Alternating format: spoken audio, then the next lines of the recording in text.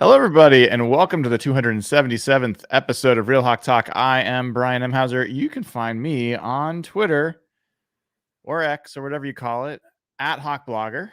And man, I feel like a little bit.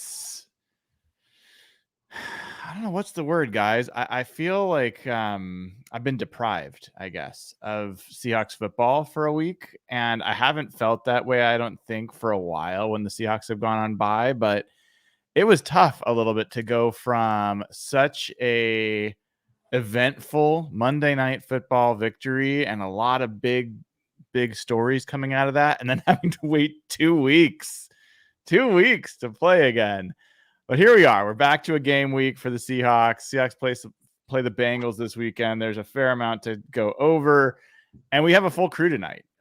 You will see the fourth member of our crew momentarily, but until he arrives, let's introduce the rest of the fellas. Nathan Ernst at Nathan E11 is here, and Nathan, we just learned something new about you tonight. You're a late eater.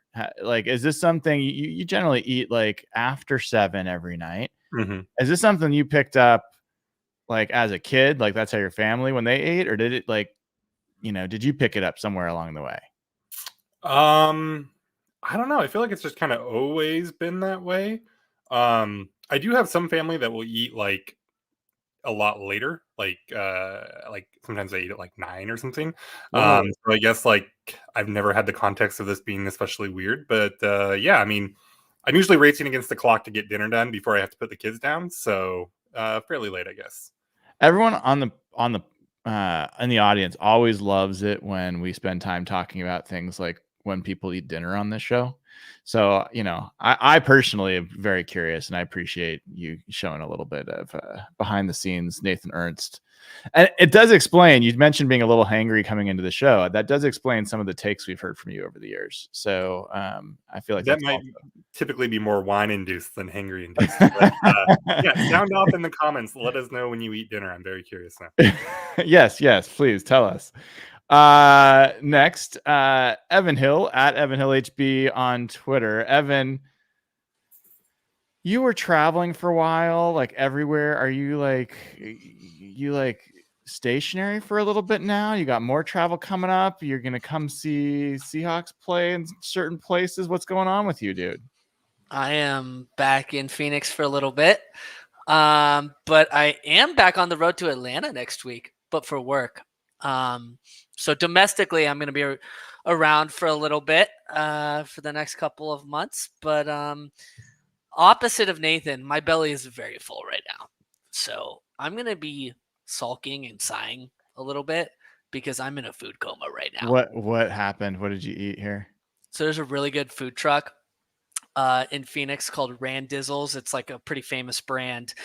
And it's one of those places where, like, if he posts up in your neighborhood, he will have a line of like 100 people before they even open, like an hour before. So I got in line super early. I got 2 doubles from him, so 4 patties, and I'm just beyond stuffed right now. I'm like struggling to breathe. So you were on like a pretty health fitness craze for a while. Is this like a departure day? No, it's actually quite the opposite. My biggest issue is I don't eat enough food and eat enough protein to add the weight and bulk that I want. So I know like burgers aren't generally like healthy for you, but like I never hit like my protein goal like ever. So, I just focus on the protein and everything else will kind of fall in line. So Nice. This is my excuse. Do you go to Atlanta often for business? I don't. This is my first time, actually. Are you going to try Cookout? I don't know what that is. Is that a restaurant? It's like a fast food restaurant. And it's supposed to be really good. And I've heard people talk about it. Like, all of the mains that you get can also be sides. So you can get like 2 corn dogs as your main, and then like a quesadilla as... Brian, do you know about this? Are you a Cookout? I don't know about Cookout. So I've been to Atlanta multiple times, and I think it is a slept on city, especially for food. Mm-hmm. Like, I think the food's really good. I think also that like the city's like pretty young. And like I could see you really liking it, Evan. Like, I'm excited. I've got I've got a spare night there. So if anybody has recommendations, like shoot me, all your spots and stuff. I'd love them. If you are trying to eat more food, my understanding is Cookout will help you out there. Big time. Is it like protein based though, like chicken and stuff, or? I think you can do it however you want to do it. There's a lot of barbecue there. There is. Ooh, yeah. I didn't know. I didn't know Atlanta was like a barbecue town. Well, Southern. I mean, you can go super Southern. Hush puppies are like, those aren't your protein, but they're going to be solid. You can get grits there, like collard. You can get all this good stuff there. It also has one of my favorite airports in America. Oh yeah. If you're a fast food slob like me, that place is like fast food heaven. That airport, it's crazy. Oh, there's an In-N-Out in Atlanta. Then There's there must be. There must be concourses of like every fast food restaurant you can imagine. But why would you want to waste your time on In-N-Out when you could get a good burger somewhere? There's like every chicken sandwich possible. That is the voice of real Jeff Simmons. He speaks like a citizen of the United States, although he is a citizen of Seahawks Nation up in Toronto. So happy to have you here, Jeff. And we're just like a month away from maybe more than a month, but we're closing in on Thanksgiving and big Seahawks game in Seattle and all sorts of stuff going on. The week that the Seahawks didn't play, I think maybe the biggest story was watching the Cowboys play the Seahawks. Or sorry, the Cowboys play the 49ers. Did you guys all watch that game? I did. It was so annoying. I did. So annoying. We'll come back to that game a little bit later as we talk about our Seahawks. I think that's where everyone's going to want to start, is the Seahawks. But I thought that game was an important one in terms of assessing exactly where things stand right now. I think everybody walked away with the same basic feeling, which is, the 49ers are in a class by themselves right now. Can I just say one thing on this? Yes. Like, it's so annoying that not only are the 49ers like one of the best teams in the NFL and just stacked with blue chip talent, they're also like really fun. And I don't like that. That like really annoys me. I think you just broke Brian's brain. They're like fun. Am I wrong? Like, they're just really, really good. Yeah, they're running like they're in motorized vehicles and everyone else is in like a stagecoach. Like they just move. They're moving at a different speed than everybody else in the NFL on both sides of the ball. I think the thing that you want to know what really broke my brain, Jeff, and it really made me depressed, Evan, was our friend Grant Cohen asking weeks ago on Twitter in a poll, which is better, the 49ers offense or the 49ers defense? And I stared at that for like 5 minutes and I'm like, I don't know how to answer that question. Well, we're all Brock Purdy believers on this podcast, right? No, but seriously, I actually don't know your takes on this. What are you talking about? You gave me so much shit when I said before the season that Brock Purdy was going to be. Oh, you're right. I just had a brain fart. We have talked about this extensively. I'm totally lost. I'm in a coma right now. Okay. I'm in a coma.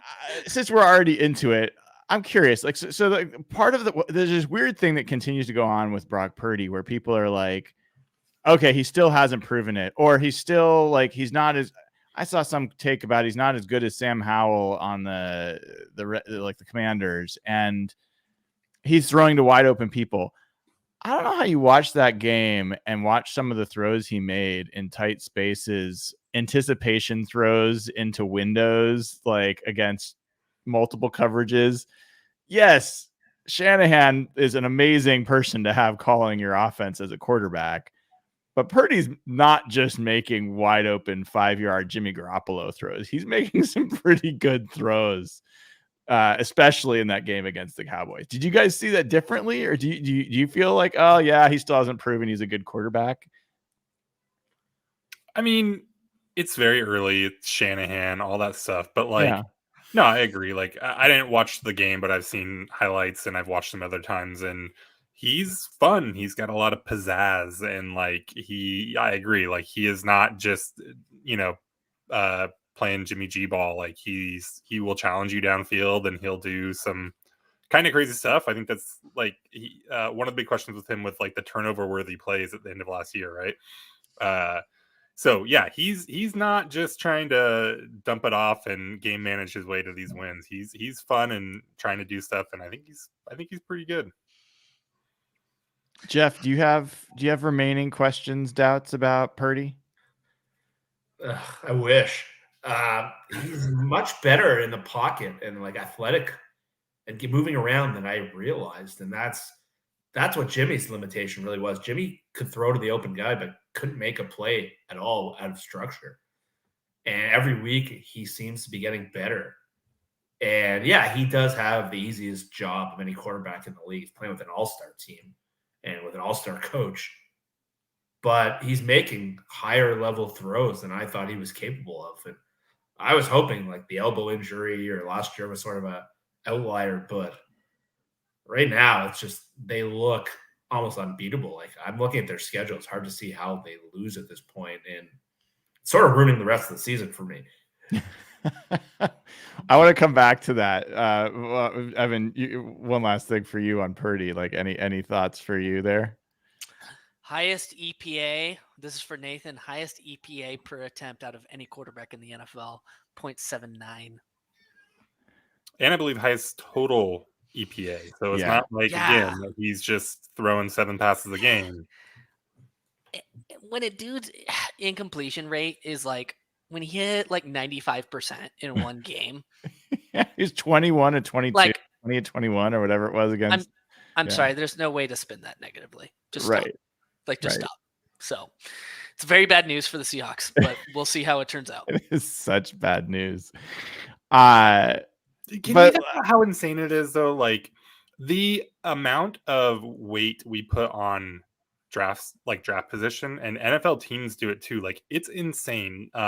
If this guy was even a second round pick, there would not be half as many questions about him at this point. If Will Levis was out there doing this right now, people would be falling over themselves to talk about how good he was.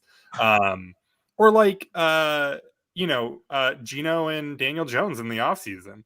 Like Daniel Jones was a terrible first round pick. He played like ass for years. He had one okay year last year, and because he was a first round pick, they pay him. And then Geno, he didn't get like nothing, but he definitely took a much lesser deal. And one of those players is just like clearly better than the others. At some point, like we have to accept, we talk about it all the time, like, oh, it's a crapshoot, and oh, having a first round pick doesn't mean anything. Like you can mess those up, and Seattle's terrible at it, and all this. But then, like, we hold on to these draft priors so damn hard, and the league does too. It's wild. Well, and you talk about like all those factors. Trey Lance doesn't get hurt. Is Brock Purdy even playing? Has he even gotten a snap yet in an NFL game? If Jimmy Garoppolo hadn't been hurt before then, and like there's a lot of factors, like if those guys didn't get hurt again last year, like Purdy doesn't play last year if those things don't happen. And I don't think he like beats them out in practice, and like he could have been sitting behind inferior quarterbacks for years and maybe never gotten a chance. Maybe his first chance would have come on another team that he signs with after his rookie deal, and they're not Shanahan, and they're not this good of a. So it's like there's luck that definitely plays a role, and it does make me wonder a little bit. Like Russell Wilson got a lot of this bullshit when he started. Like, all-star team. He's carried by the defense. He's carried by Marshawn Lynch. He's just like being dragged along. Those of us who watched it knew that wasn't the case. Like Russell certainly was in a very, very good situation, but he also was really good. Like he was a big part of why that team was really good. And if you've been watching the Niners and can't see the difference between Brock Purdy and Jimmy Garoppolo, you haven't been watching. Like there's a big freaking difference, and it sucks. It totally sucks. So let me transition a little bit here. He's got one more year, I think, before they have to pay him, though. Right? Last year was his rookie year, wasn't it? Two more years. So next year is the end of his third year. So I doubt he'll step on a football field that fourth year without a deal. We'll see. Yeah. I mean, but we'll see. The 49ers cap situation is mind-boggling with as many great players as they have to have as much cap space as they have this year that they're going to roll into next year, and that they add Randy Gregory, and it's a little annoying. But Jeff, one of my questions I've been kind of wondering, and everyone's welcome to join in on this one. Let's talk about the Seahawks for a second. The Seahawks had a big step forward against the Giants. No matter what you think about the Giants team and how shitty it is, that was a big step forward game in a lot of ways for the Seahawks. And we started to see a little bit of the shape of what the Seahawks could be.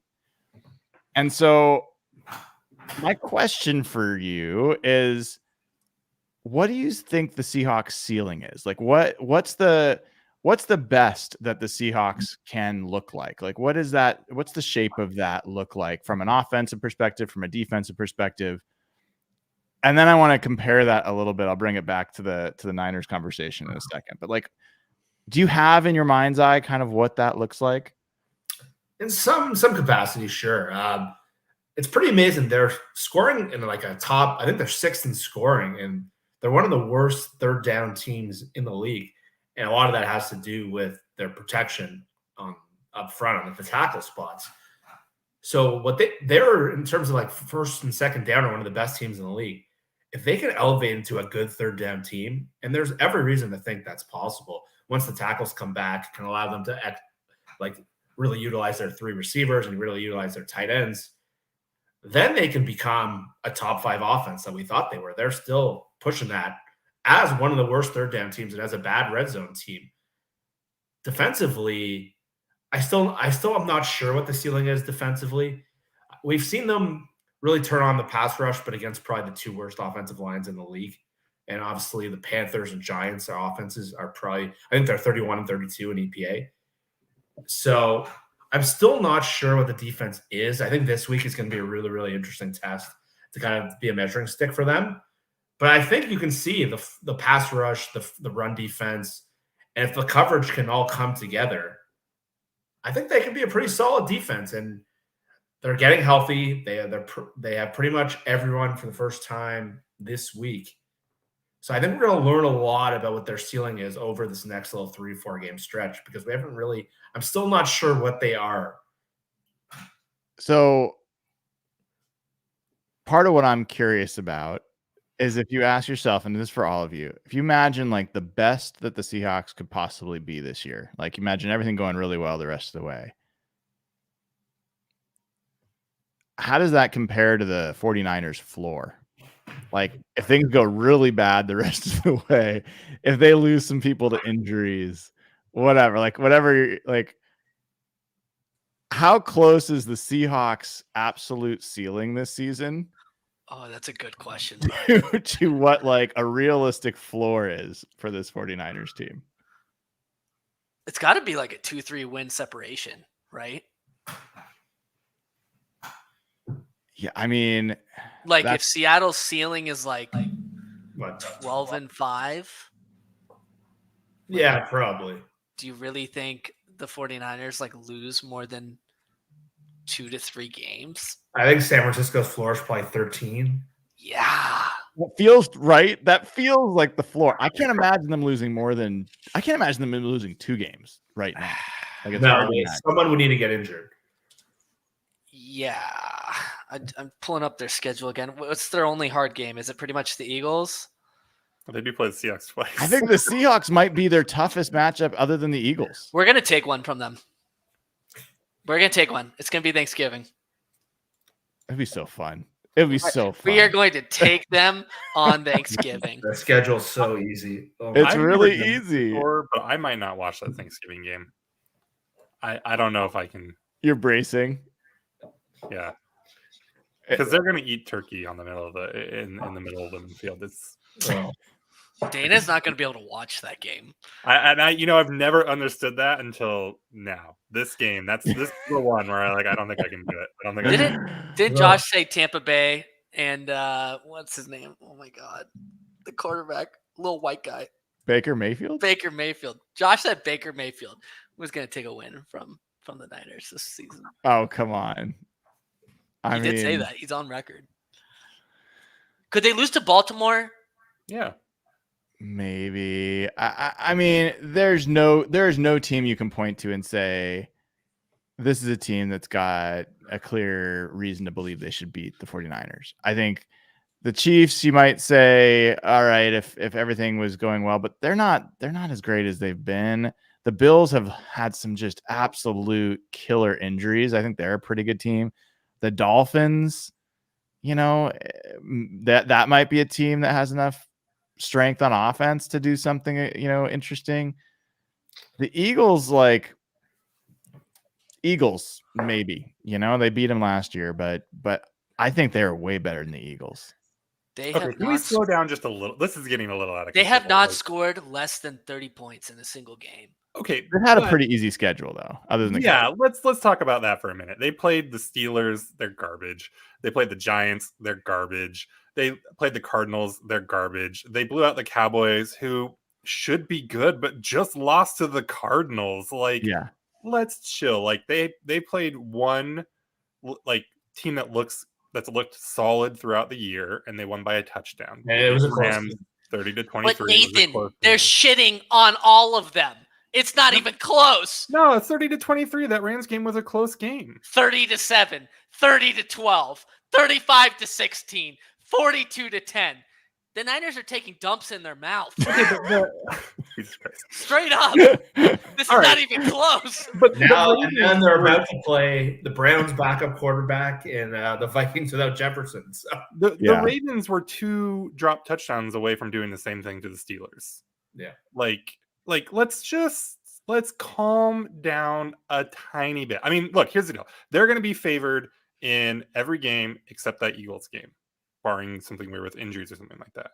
That's fine. I get it. But this team is not we are it's so early. We are overreacting. I don't think we are. I don't think we are, but I do believe what I will say is I've watched enough of their games this season, and I feel like they're a hot knife through butter. I haven't watched that Rams game. It wasn't that close, really. No, it was close. McVay punted on 4th and 1, and they were winning. Yeah, that one was a close game. My read of that, the one thing I will say is teams have been letting them run on them. The 49ers have been running well enough on offense that they just haven't had to really strain at all to score points. And I think that a team that can actually force CMC to not be the impact player he's been on the ground, I think can make that team beatable. So I don't think it's out of the question, but I don't back off anything I said in terms of them lapping the field. They are head and shoulders, I think, above anybody else. You could look at any other team, Nathan, and show the teams that they've played. Like the Eagles, for example, they have barely beaten a bunch of crappy teams so far this year. They have not looked good. So the 49ers having one close game against a pretty decent Rams team, I don't think is an indictment on it's not an indictment. They're an extremely good team. But I think we are just going a little crazy. So they're number 1 in DVOA. Okay. Yeah. I agree. That backs it up, right? But on offense, they're 2nd. On defense, they're 7th. Very good. Very, very good. Right. But this is not a team that is I don't think they're lapping the field. I think that they are. Wait a second, though. I mean, you said they're number 1 DVOA. I'm sure you've seen they're the 5th best DVOA through 5 weeks ever. It's the highest, better than any of the 80s 49ers. They're in the 85 Bears territory. Their DVOA with opponent adjustment is still astronomical. We gotta talk about something else. I'm gonna. Agreed. Let's go back to the Seahawks. But the Bills are not far behind them. Okay, the Bills are good. I wish they weren't getting so much injuries. I always cheer for the Bills. But One last question. Where's Seattle in that DVOA rank? They're 9 or 8. 8. They are 8, and they are 8th on offense and 14th on defense. Yeah, eye test. That's about right. I think so.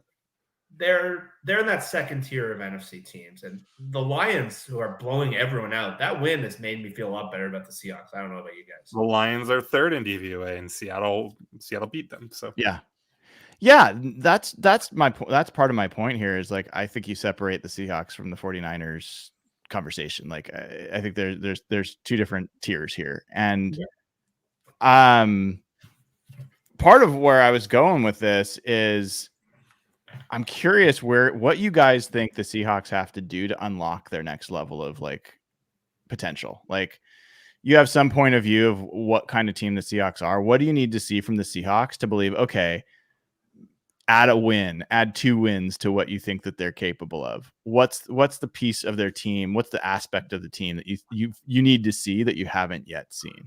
Evan, I'm kind of going to go with you first.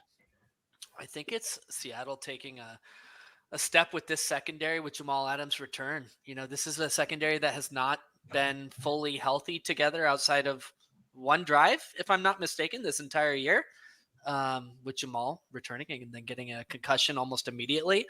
This is a pass defense that has actually like struggled, relatively speaking. And what's funny is the pass rush has actually been very productive, yes, against some really poor offensive lines, but it's kind of been the opposite of what we've expected coming into this season. So I think if this secondary can, you know, be dominant in combination with an above average pass rush, that would do wonders for this Seahawks team. I have no doubt that this offense is going to continue to gel. I'm not worried about JSN's ability to morph in with the rest of the guys. I know there's some freak out within the fan base around that, but I think we really need Jamal Adams to return and be an impact player for this team. So, yeah, my answer is the secondary. It's a basic and obvious one, but I do think it matters. Jeff, how about you? I think it's the passing game. I think the passing game has not been great at all. And I don't think there's Detroit, you saw some moments, but Shane Waldron's done a great job scheming tight ends. And I don't think we've seen what we thought these 3 receivers would be. And I know I'm the JSN guy, but even like Lockett and Metcalf have not been, like as a duo, clearly as productive as we probably would have thought. And we thought that adding the third receiver would open things up for the whole passing game. And outside of like a quarter against one team and Carolina, and then a lot of it was the running game, we just haven't seen them look great, and really other than Detroit anywhere. So I think if you can, I think what Evan was saying is definitely true. And I think if you can get the defense going and then add a really high level passing game, which is what we thought this team could be, I think that more than anything it raises the ceiling of the team. Because I think all the other elements, like the run defense being number 1 in the league, like I would have laughed at that idea. And the pass rush getting better is something we could have saw coming. And the linebackers have been a little better. But for me, the whole thing this season was about just that passing offense and really raising the ceiling of this whole team. And they're 3-1, really haven't scratched the surface of that yet. Yeah, Nathan, for me, it's similar around where Jeff is. And I get more specific. It is JSN for me. Like if JSN, when JSN starts to be unlocked in this offense and be like an integral part and is legitimate third threat in the passing game, I think that is a huge step. I think that's the biggest step forward. And part of it is because I'm a little bit, maybe I'll look foolish for feeling this way. I'm a little bit already assuming that this secondary is going to be better. Like I've seen enough from Trey Brown. I've seen enough from Devin Witherspoon. I've even seen a little bit from Jamal Adams and like Julian Love. I feel like the secondary is on the come. I don't think we've seen anything yet on that third receiver front. So I feel like that's a huge step forward when that comes. And I think there'll be a handful when that happens. What about you? Like where's your mind in terms of like, this is their next big building block to take that next step? Yeah, I think it would probably echo all of that, right? They need to even out in the passing offense. That's probably JSN. I don't think it needs to be JSN. I think they just need to get a little bit more consistency there. And the pass defense needs to get on the field altogether and, be above average, which is what we expected. Like both of these things are what we expected coming into the year. We thought that they would be where they are right now because of those things, and that's not exactly not it partly is that, but not entirely that. And so I think the things that we thought were going to be good just need to show that they can be good, and this team will take another step forward. And I'm waiting for it to happen. I'm ready to take the L on saying that this team is basically the same as last year, because the defense as a whole looks like it's ready to be legitimately good, like potentially top 10 good by the time the year is over. If the run defense stays and the pass defense gets to an above average spot. What were you going to say, Evan? You had something on your mouth. I just can't believe that. I was like processing your words in real time, Nathan, because I remember we were having this exact conversation. And to be clear, I wasn't like putting money on the line, but I remember asking you guys like 6 weeks ago. I was like, just what if defensively they could just be like average, like top 10 to 15. And I think universally it was pretty much like, that's pretty unlikely. And to be clear, I was having to like force myself to be like unreasonably optimistic. So the fact that I think they've taken a step in several really positive directions defensively, it may mean they end their playoff list winning streak this year. So we'll see. Do any of you guys, are you any of you, well, let me ask you this way. That implies that all of us are feeling pretty confident coming off a game where they've played the worst offensive line in football and like an awful quarterback. And the week before they also played a pretty awful team and a backup quarterback and blah, blah, blah. Why do you guys feel like, all right, you've watched enough Seahawks games, when there's mirages, why do you feel like this is not a mirage based off of opponent? This team got swept by the NFC South last year. The NFC fucking South. Yeah. The NFC South.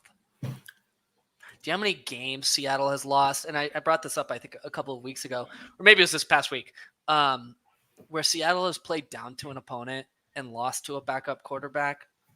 That's happened so many times in recent years. It's kind of been an exhausting trait about Pete Carroll football teams, to be honest. And it can go the other direction. When they play a really good team, they typically show up and play up to the competition. But this is a game they should have won. They did win and just ended up smacking them around by the end of it. That felt good. I don't feel that often as a Seahawks fan. It's just beating a team that you should beat and you just kind of shit on them. That felt good. So haven't felt that in a while. Yeah. I'm processing this emotionally in real time right now. And to add to that, I think there's legitimate talent upgrades throughout the defense. And we spent a lot of time over the years debating some players in the fan base that turned out to be pretty shit. And how much time was spent when Poona Ford wasn't re-signed? Like, how are they going to run a defense without Poona Ford? Poona Ford's been a healthy and active for 3 games in Buffalo. Shaq Griffin, we've spent all this time on. Shaq Griffin's basically fizzled out of the league. Yeah, is he even on a roster right now, Jeff? I don't know. I think he is. And now we're looking at Devin Witherspoon replacing Michael Jackson, Bobby Wagner replacing Cody Barton. I know there was takes on that today. I think if you watched the Thursday night game last week when we were doing our show, you can see Cody Barton giving up a touchdown. You can see Cody Barton. I sent a clip to the boys today of Cody Barton being dragged 10 yards down the field by freaking Khalil Herbert. And that just sent memories of last year. Have you guys heard any Shelby Harris's name this year? Have you guys heard? Elwood's made a play last week for the first time all season. I haven't heard his name. Wait, the Seahawks have pass protected this year without Travis Homer. How have they done that? Holy shit. Yeah. Holy shit.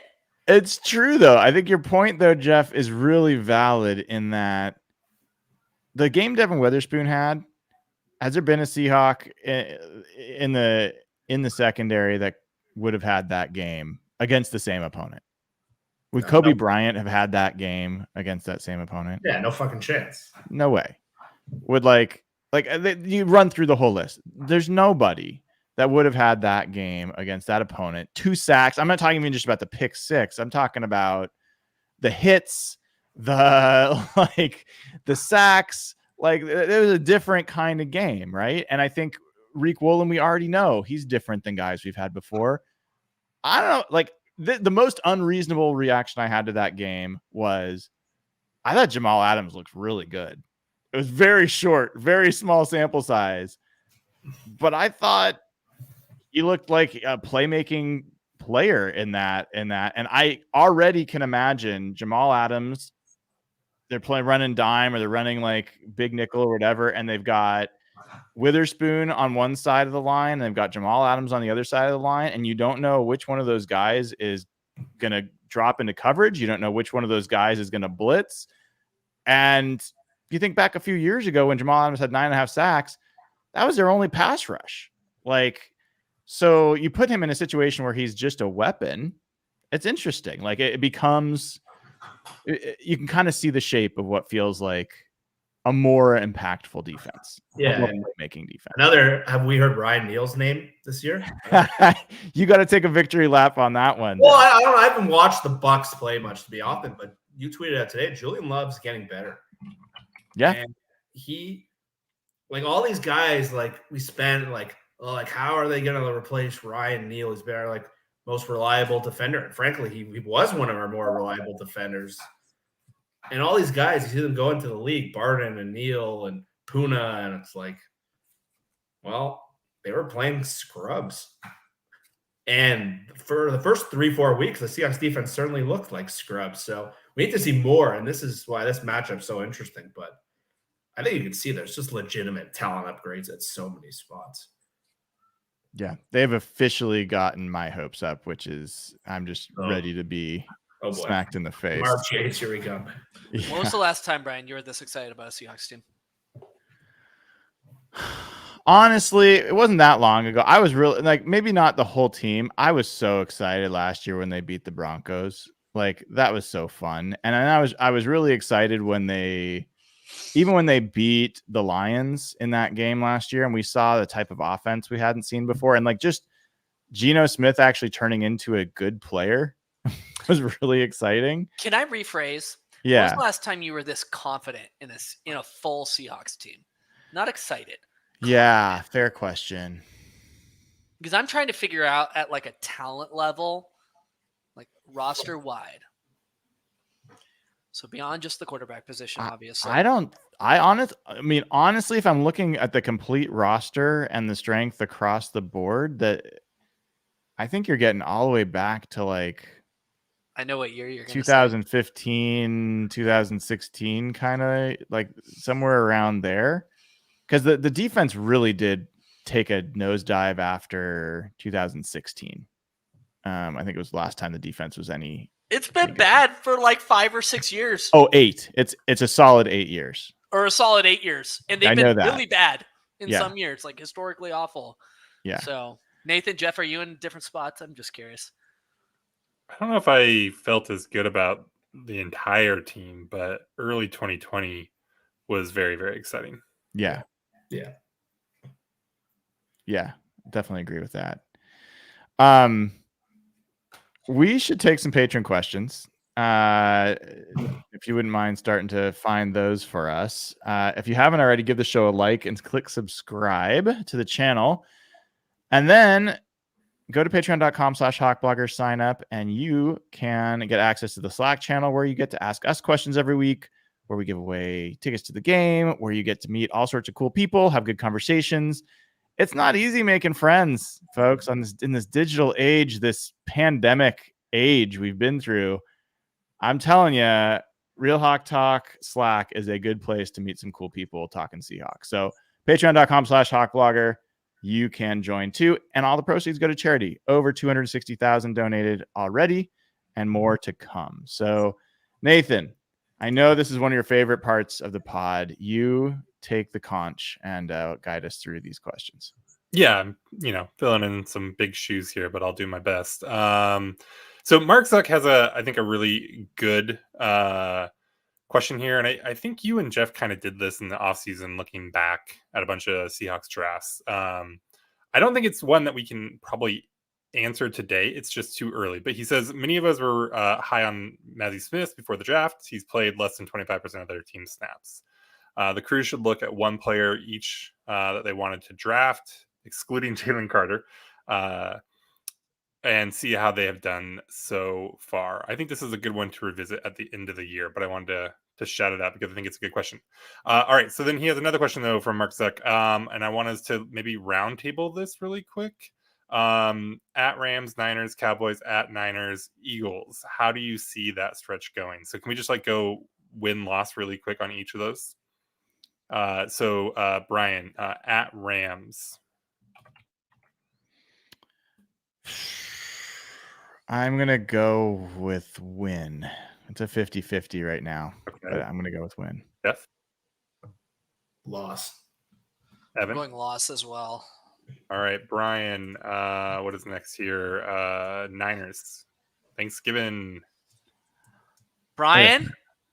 I'm going to say win because I don't want to think about anything else. But that is a absolute homer take for sure. Jeff? Loss. We're all gonna, I think we're all going to go win because I don't think any of us can handle. No, that's a win. That's a win. Yeah, I can't emotionally. Nathan, you're smart enough to watch that game. Yeah, I'm going to have to. Okay, Cowboys. They're winning that. Okay. Brian? I think that's a loss. Ooh. And Jeff? And I'm going to take a win on this one. All right. At the Niners, Brian? Loss. Jeff? Loss. Evan? 70-10 loss. We're gonna get shit on. I'm just telling you. All right. It's gonna be a 70 piece. Eagles at home, Brian? I think we win that one. Oh, jeez. Yeah, this game makes no sense Pete Carroll game. That's a win, even though there's every reason they should lose. And Evan? They're losing that. All right. Well, so I don't know. So Jeff and Evan, you have them coming out of here 2-3. Brian, pretty optimistically, I think. 3-2. Are you gonna be happy with that if they come out of that 2-3? If they come out of that 2-3, hell yeah. Yeah. Okay. That's a brutal stretch. That's yeah. The Rams game is a sneaky tough one because they struggle against that team, and Matt Stafford's playing like some of the best quarterback in the NFL right now, and you don't know what they're going to look like with Cooper Kupp and Puka by then. Like, it could just be a very different team. So I don't know. Don't like that matchup. I think that's the only good part about the Seahawks having no chance of winning the division. That 5 stretch doesn't mean as much. Oh, they're not winning the division. That's what I mean. So to me, it's like if there was a division, like that would be like the end of the Seahawks' chances. But really, like they just have to make the playoffs at this point. Yeah. Evan, Richie Brash, please take a few minutes to express your apologies for the Jaron Reed slander this offseason. No. Do it. Not yet. Do it. I'm not there. I'm not. I have to see.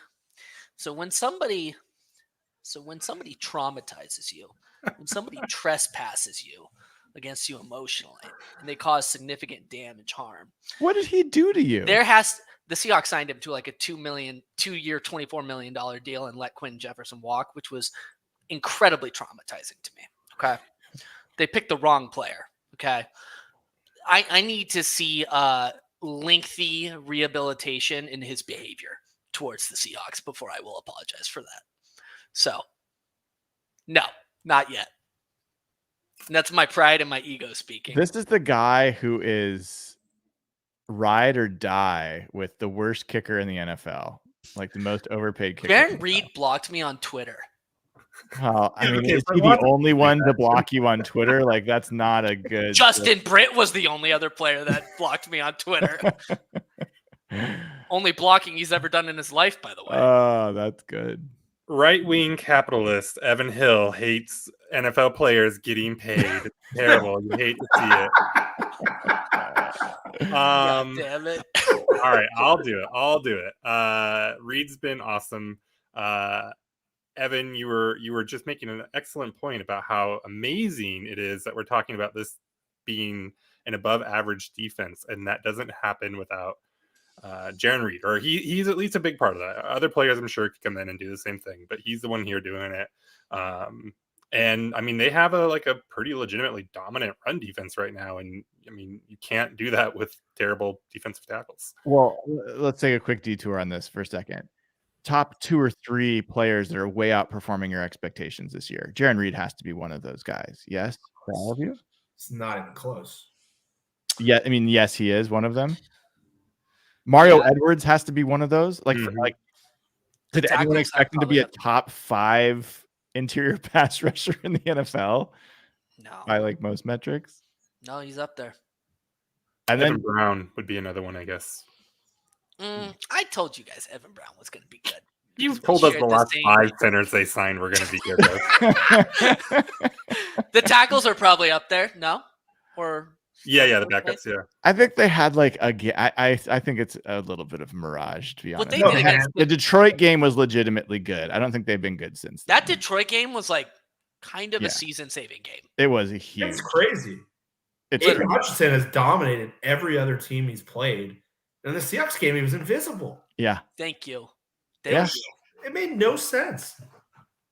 Any given Maybe Sunday. they did to us what we did to the Rams, and they just were like, that team sucks. And they lost the tackles. We're not going to take them seriously. I actually felt bad a little bit going into that. I was like, I've been that Detroit fan that had a real losing history, and you go in and you're riding high for your first home game, and then you're like, oh, everyone's leaving, feeling like, God damn it, it's still the same shit.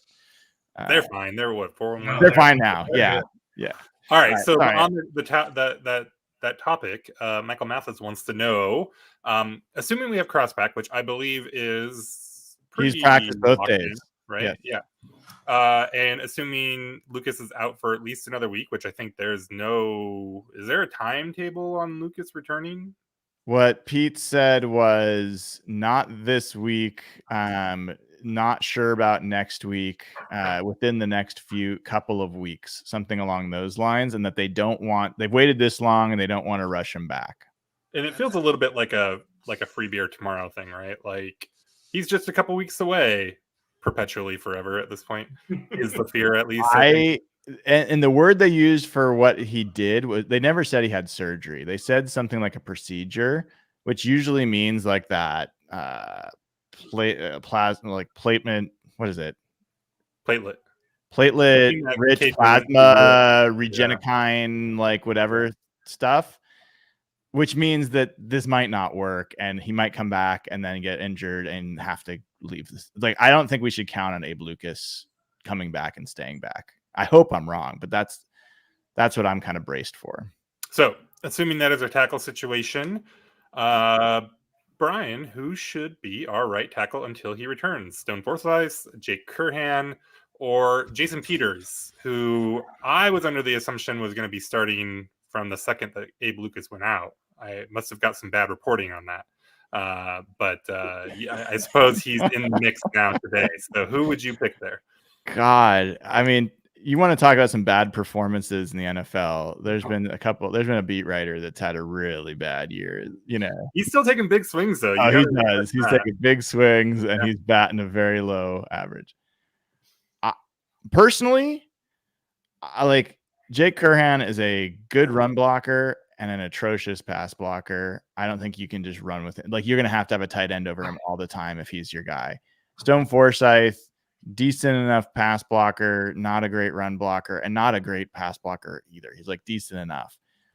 I think you give Jason Peters a shot at that point. If you get Charles Cross back, I think Jason Peters at right tackle, I at least want to see what that looks like, because I'm not super satisfied with either Curhan or Forsyth as your rest of the season right tackle.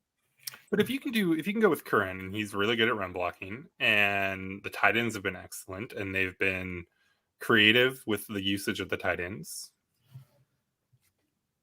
That seems like you maximize what's going on, what's happening. Nothing. Okay. Evan's just busy. Do I need to repeat all that? Was anyone listening to it? No, I heard you. Curran's a good run blocker, and you have a tight end, and yeah. Keep going. Yep. Okay, next question for Jeff, I guess. Oh boy, got a good one for you too, Jeff. Oh boy. Tanner Field wants to know, looking forward to the second half of the season, how do you expect the snap count to be split between Zach Charbonnet and Kenneth Walker? And what would you like to see? I think the way it's been going the last couple weeks has been very efficient, and I think I'd keep it as much as they've kept it the same. I think they, as we said, they complement each other really, really well. They do things really differently. And Walker's been a much more efficient runner, and he's been a better pass blocker then. And even as a receiver, he's been fine. There was a 2nd and 17 he converted. So the way it's been used in Carolina and the Giants game, I think that's the split should go the rest of the year. I feel like Charbonnet has a style that's so fun about him, but I don't want Walker coming off the field. I think Walker's just so explosive. And when you mix Walker's explosion with Charbonnet's power and Charbonnet's just reliability, I would leave it at what it's been. I'm not angling for any of them to play more than what they're playing. I think the good news here is that Charbonnet don't matter, so it doesn't really matter when we.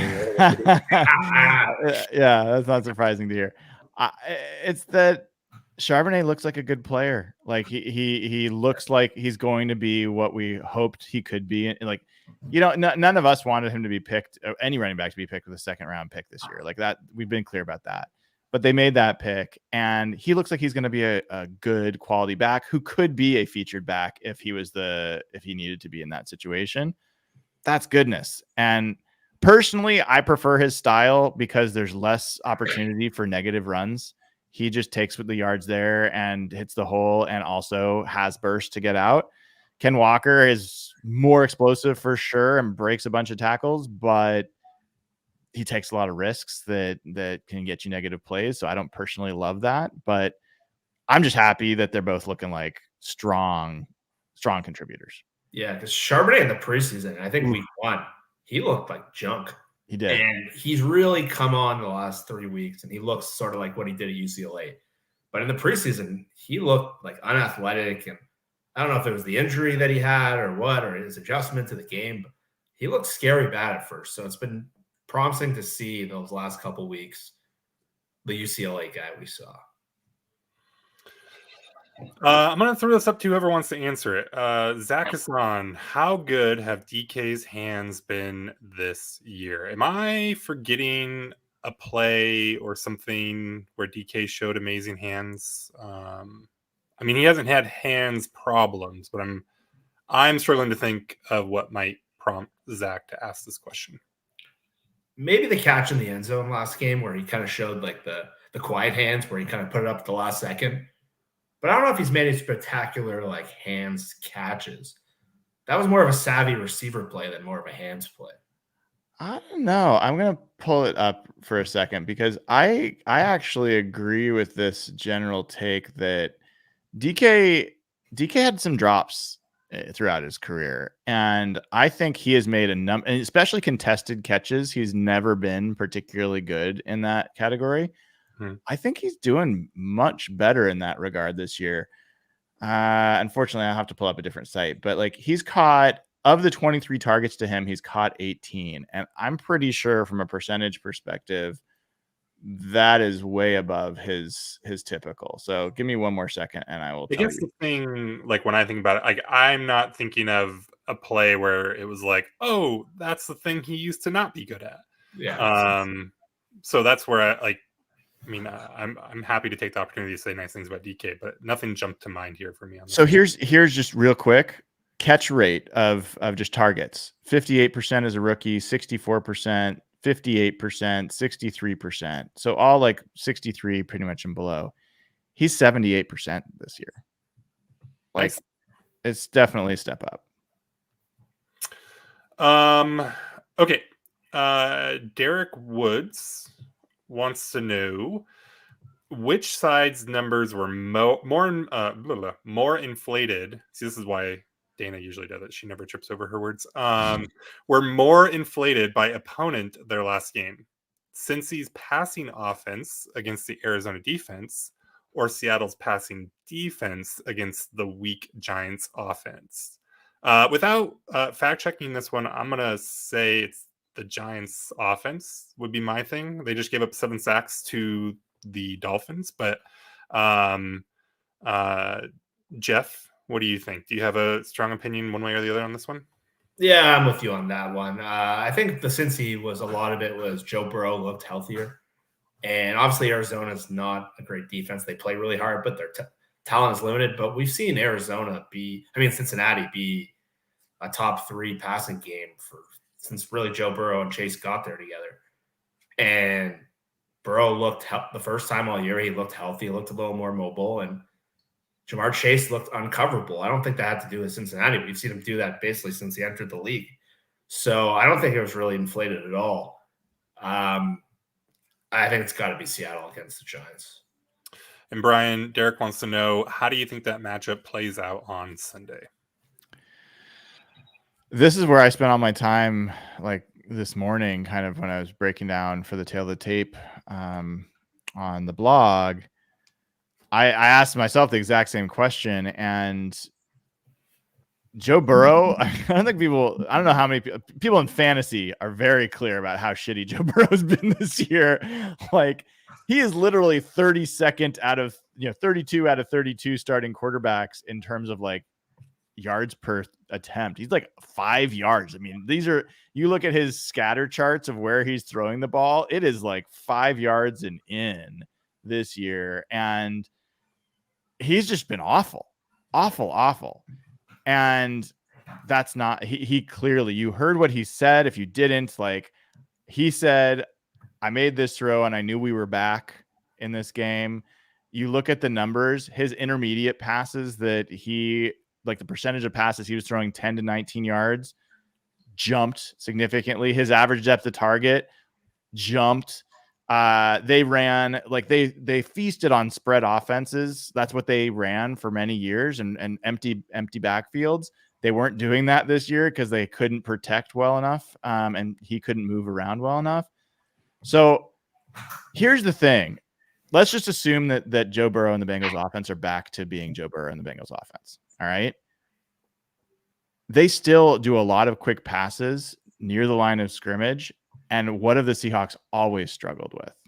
Like, you even think of 2 weeks ago in Carolina, and it was Adam Thielen and Andy Dalton before the pass rush could even get there, making quick throws.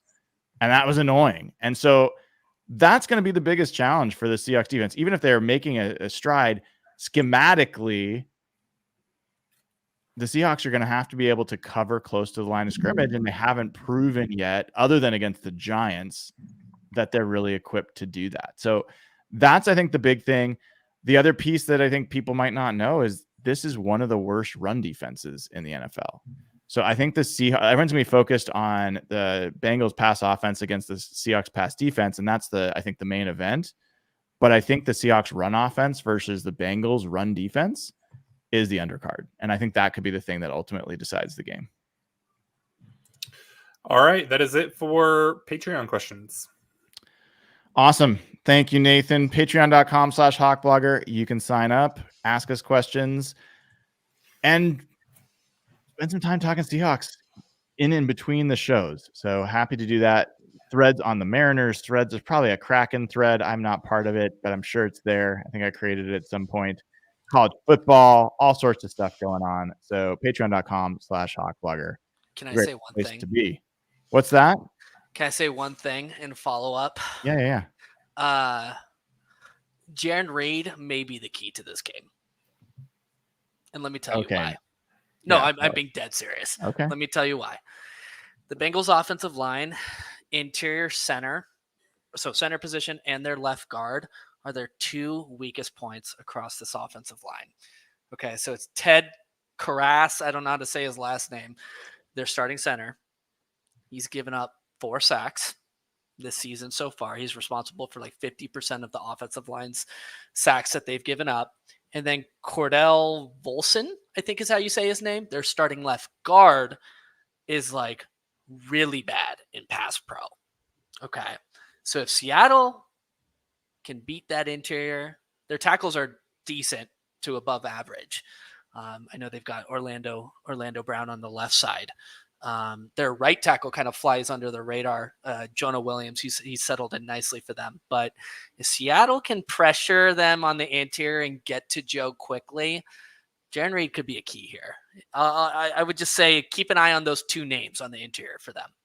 The turnaround, in your opinion, on Jaron Reed is amazing. I feel like you must have like released some negative energy that you had been holding on to in the meantime, and now you see the light on Jaron Reed. He's flushed that whole opinion. It's gone.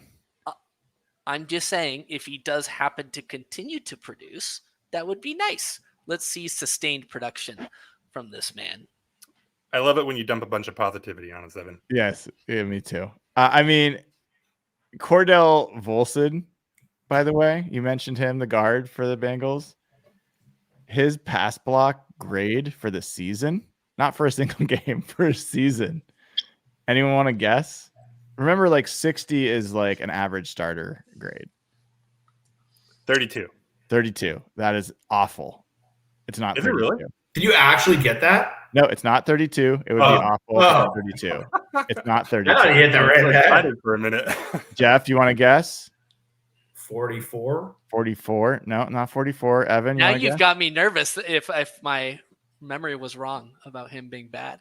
I don't know. It's got to be bad, right? 50? 17.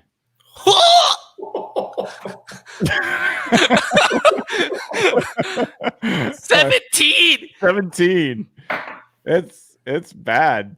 It's very, very bad. That's not great. Yeah. So, I don't know if you guys caught this in the last game, but Draymond Jones was like tossing around double teams. Yeah. A lot. And a lot of it was because of, I think some of the film guys were showing how like Jaron Reed has been getting, like what he's been doing has been shifting people. But this is a game where you would like to see Dre Jones flash a little bit.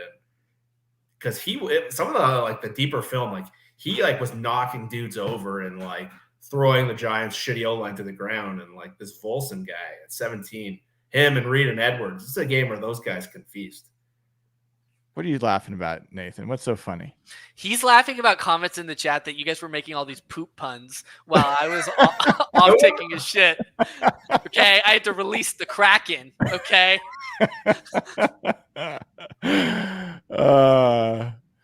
Well, on that note, I want to talk about this game. Evan's bowels are not nearly as interesting as their safeties suck. Did you guys talk about their safeties sucking? Well, hold on. So this is I think is a huge game for the Seahawks season. Like they're on the upswing. They're coming off the bye. They're playing a Bengals team who, by the way, every single one of us on the podcast picked them to lose this game before the season. Like we imagined what the Bengals would be, and we had rough thought of what the Seahawks would be. We all picked them to lose. I don't think we'd all pick them to lose right now, but like. I am curious, like, where's your focus in this game? How do you think this game is going to play out? Nathan, like, where are you looking matchup wise? What's the key to this game for either the Bengals to win or for the Seahawks to win? I mean, I think I'll take the easy key to the game. It's Joe Burrow's health, right? Is he back to being Joe Burrow? Is that real? That'll make the biggest difference in this game. Matchup wise, I'll also take the easy one. Watching him and Chase and Witherspoon is going to be amazing, and you know will affect what we think of Joe Burrow, obviously, and that passing offense. So to me, that's it. It's the passing offense. It's Burrow's health. It's Witherspoon or Reek, whoever is taking the bulk of the chase duties there, and how they match up. And those should be really fun matchups. Whoever's lining up against him. I mean, I assume, guys, that we assume Burrow is back. Like, just assume that for a second. Chase has obviously been like he's the world beater for them. Do you think that they're going to put one guy on him? Do you think that they're going to, how do you think that they're going to try to take him away? Because T. Higgins hasn't been the player he has been. They haven't really had the other weapons. Joe Mixon hasn't been effective behind this line. really feels like it does come down to, can you slow down Jamar Chase at all, right? I think even if Burrow is right, I think this team, like, I think they match up fairly well, because we'll see how much of T. Higgins' struggles is just a function of the struggles of the offense that they've had so far. But if they're moving Chase around, I don't think Seattle is going to feel, they're not going to stress about it, because you're probably flipping it. Like, I don't know how much he plays in the slot. I don't think it's a ton. So you're flipping him from one side of the field to the other. And so you're picking Reek or Spoon. And I don't think Seattle's going to freak out about that either way.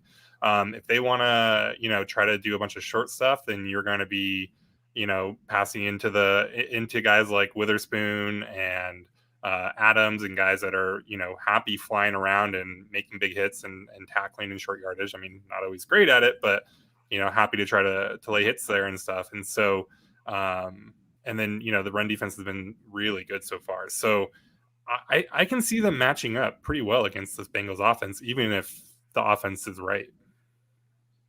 And Higgins didn't play last game. He messed up his ribs, and they have a bye week 7. So it's highly likely Higgins doesn't play. And then it's really just Chase and then Tyler Boyd, and they don't have much else. So it's hard not to come away and say what Nathan did. Like, it really comes down to, can they stop Chase? Because they don't have much of a run game. Joe Mixon's sort of on the last of his legs, and it's a bad run blocking line. So what were we going to say, Evan? They just got to get to Joe. They got to get to him fast, rough him up a little bit. Not hurt him, but shake him up. I'm not convinced he's fully healthy. Well, he's definitely not fully healthy, but one thing he's done is get rid of the ball pretty quickly. So I think they're going to have to pressure him, but I don't know that they're going to get home as often as a lot of us would like. And yeah, I'm really fascinated because I think they move Chase around a lot. I don't think they make it easy for you to like match up with him unless you have someone travel with them, which the Seahawks pretty much have never done. And if they're going to play Witherspoon in the nickel and in the slot when they go to 3 corners, I don't know if that will be what matches up with Chase. So I do find, like, I think that's going to be really fascinating and could be incredibly frustrating depending on how that plays out. What about on the flip side? Yeah, so that's what I was going to say, actually, is just as a reminder, and apologies if you guys covered this while I was gone, they lost their 2 starting safeties in free agency this past year. Mm-hmm. Jesse Bates, who a lot of folks thought would drop off leaving the Bengals because he had an inconsistent year or two, is like the number 2 ranked safety in the NFL right now. Absolute stud in Atlanta. Von Bell lost him as well in the offseason. They replaced him with Daxton Hill and Nick Scott. Nick Scott signed a 3-year deal for $12 million, but Nick Scott has really, really struggled for them. Coverage, poor tackler. So Jordan Battle is a 3rd rounder that they selected this year.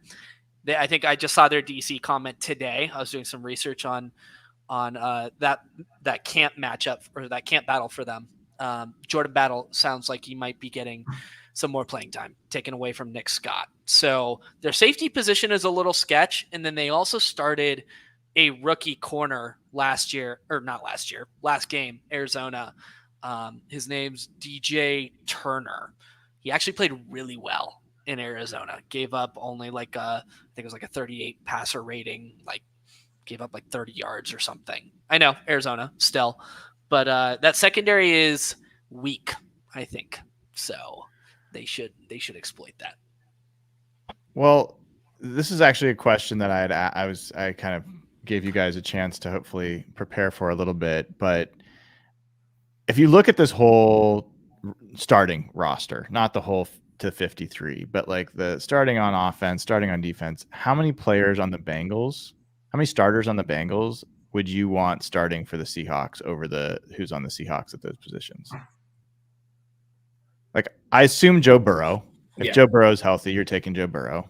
Oh, yeah. I think that's too controversial. Jamar Chase, that's a pretty easy one as well. Higgins is an interesting one. What about Trey Hendrickson's got to be. Trey Hendrickson's an easy one. Hendrickson's an easy one, I think. Okay. Oh, yeah. I want to know about Higgins. Tell me why he's an interesting one for you. He doesn't come close to me, but tell me why for you. Really, I think he's extremely good. Yeah, I don't. I think he's at least in the same class as Metcalf and Tyler. Maybe better. And it's this is hard too. Like, so if you're like, oh, I'll take Jamar Chase over Tyler, those are the wide receiver ones, and then it's wide receiver like because I would lean Tyler, like if we're just talking about a season, right? Because there's an age difference there. But him and DK is a tough one for me. Who else?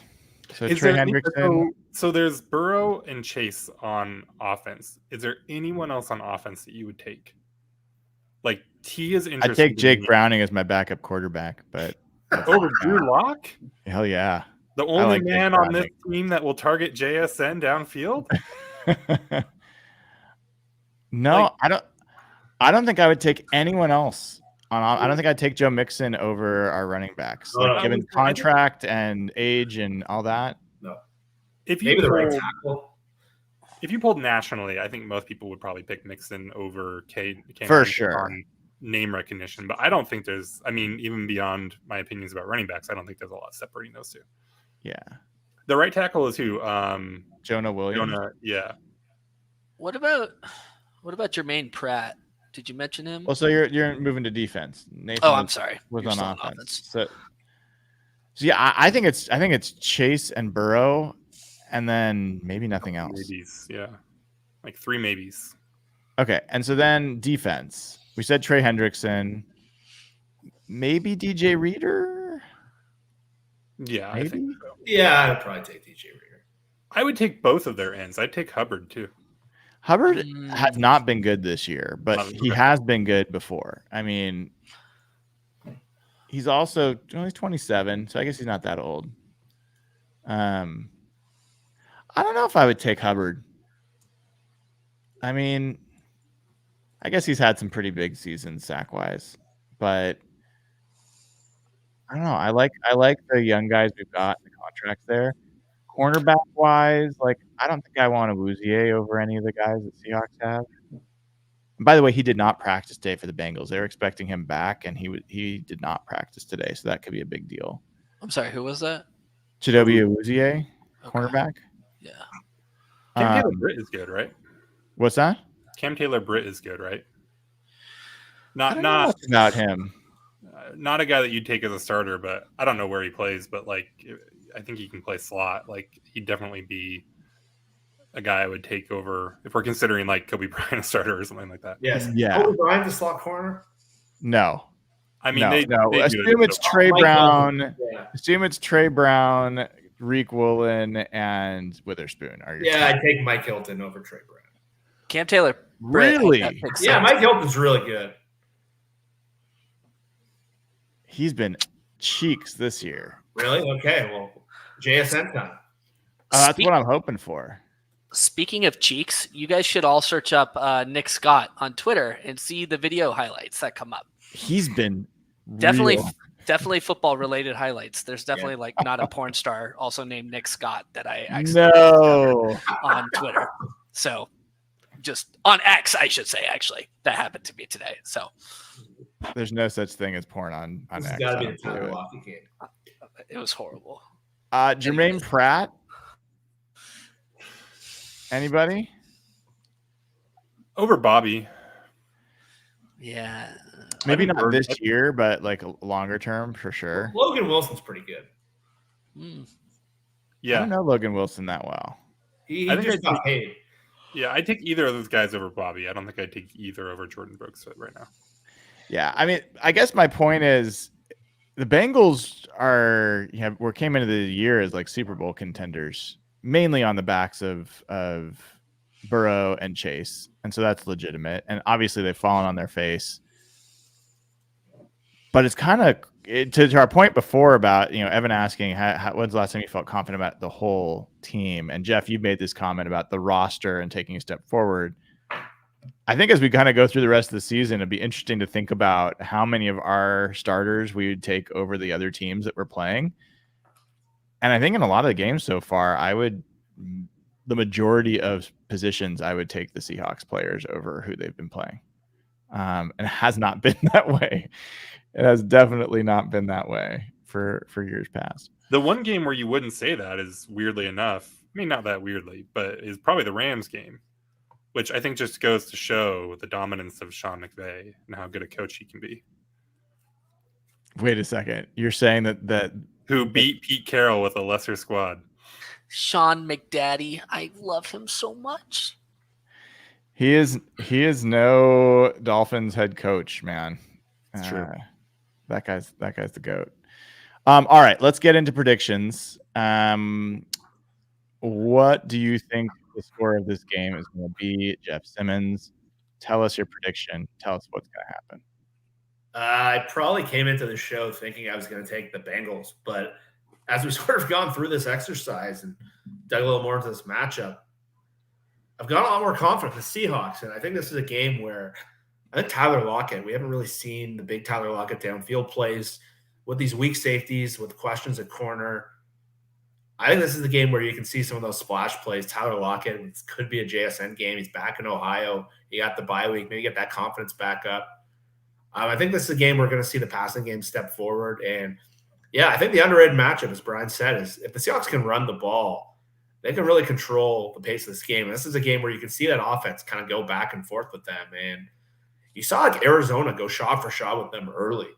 And Arizona's playing with like limited as skill players that you could do. And they had like 9 tackles for loss.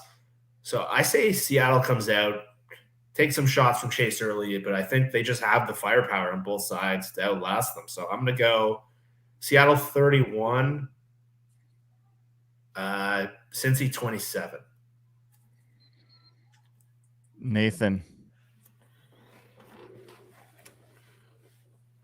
I'm of two minds about this game. Let's say 34-17 Seahawks. I think they might just – I think the offensive line is bad, and I think Burrow is healthier. But if you can get after him – and I mean, I'm not predicting 11 sacks, but they showed enough creativity, and they can come at you from enough different places that I think that they'll hassle Burrow, and I think they might just – it might just all click. They might just stomp him. I love that. Evan. I think this is Seattle's. Can they flex this game to Sunday Night Football? They cannot, but they should. I mean, if we have to watch one more Giants, Jets, or Raiders game, I mean, but like they literally can't by the rules is what I'm pretty sure they can't do it at this point. Frick, because I was going to go way more ambitious if it was on Sunday Night Football, honestly. I'm going 28-17 Seahawks. Yeah. So all pretty comfortable, other than Jeff's got a pretty close one. I mean, it is worth calling out that even though the Bengals won by 2 touchdowns against the Cardinals, it was a 4-point game heading into the fourth quarter. Like, with Burrow playing his best game and Chase going for 15 catches and nearly 200 yards. So there is part of me that's like, we are all suckers. Joe Burrow, Jamar Chase at home, catching fire against a secondary and a scheme that's never been able to really control short, quick passing games underneath, which is where they're living lately. We're foolish. Like, they're gonna have a big game.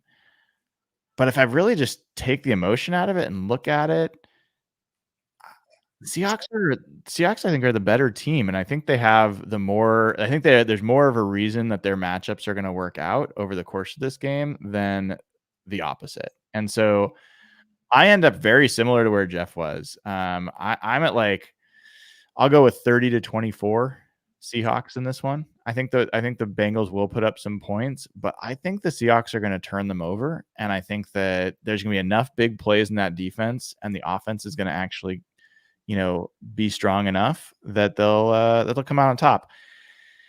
It has not been a friendly place for people that have been Seahawks fans for a long time. Seahawks have not had particularly fun games in Cincinnati, dating all the way back to the playoffs and Boomer Esiason era, where they were running, what was it? What'd they call it back then? It wasn't the run and shoot. That was Atlanta, but they had some other like quick huddle offense. They were going to the line, and the Seahawks kept dropping to the ground, fake injuries so that they could make substitutions. But this is very much dating me. If you haven't, the OT from this game. What's that? Was the Charlie White? Was that them or the Browns? That Charlie Whitehurst game? That was the Browns, right? That was the Browns. Cam just picked up and pile drived whoever the running back was, and yes, that was a crazy Cam hit. No, the Bengals games have been like just heartbreaking. Like what was the cornerback for them, Adam Pac-Man Jones, who had a punt return at the end of one of them that killed us? Like they've had the 2015 streak where they kept blowing like 2 touchdown fourth quarter leads. One of those was against the Bengals. Yes, right? yes. It's not been a particularly friendly place, but maybe this will be the time to turn around. I think if the Seahawks team goes to 4-1 with a win here, sky's the limit. Sky is the limit. So, all right, folks. Thank you to Nathan Ernst at NathanE11, Evan Hill at Evan Hill HB, and Jeff Simmons at Real Jeff Simmons. And thanks everyone for tuning in. It's been fun having you all. Good to be back talking about a real game. You can give the show a like if you haven't already. Click subscribe to get notified when we go live, and go to patreon.com/hawkblogger. Join up, be part of the community. You will not regret it. And neither will the charities that benefit from you being part of the community. So patreon.com/hawkblogger. Until we see you next for post-game show on Sunday, have a great rest of your week and go Hawks.